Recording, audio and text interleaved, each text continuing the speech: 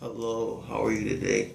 Good, how are you? I'm great. I just want to do the interview question about grade standardization, and I want to know, do you feel that standardized tests accurately measures a person's intelligence? Absolutely not. So I am a certified English teacher, and one of the main reasons that I didn't go into teaching was because of standardized tests. So I feel like I was educated and learned and experienced that everybody learns differently and shows what they've learned differently. So I don't think standardized tests are beneficial to anyone, but maybe the small percentage of people that do well through the basic testing like that. Okay, thank you. Do you believe standardized tests remove subjective elements in assessments? Repeat that for me. Do you believe standardized tests remove subjective elements in assessments? Yes. I think it definitely focuses only on a small group of people. Again, kind of takes away the idea that you could assess an individual over a group.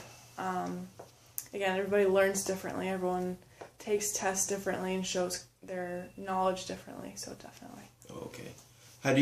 How do standardized tests help or hinder a university's business model? Sure. I think they look like they help, and it makes it easier for, it's just another factor to get people admitted into the school and another thing to look at.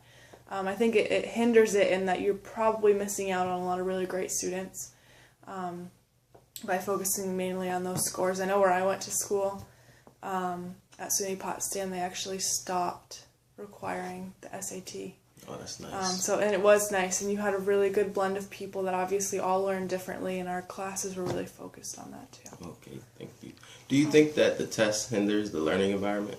Absolutely. I think it adds so much stress on students that can't perform well on these tests that it hinders them not only through learning but personally, emotionally. I've seen it have effects on students that are not helpful for anybody. And teachers as well, if you think about it. You know, a lot of teachers are banking on their paycheck through the results of these tests, and that's not right either. That leads right to my next question. Do you think because of the high stakes that it causes students and teachers to want to cheat?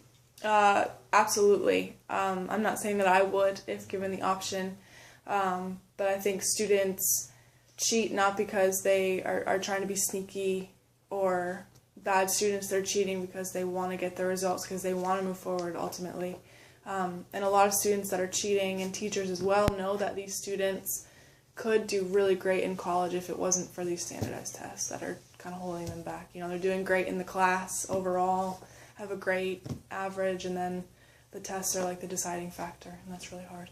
Do you think, can test anxiety impede the learning system as well? Absolutely, and that's something that I've seen and experienced firsthand.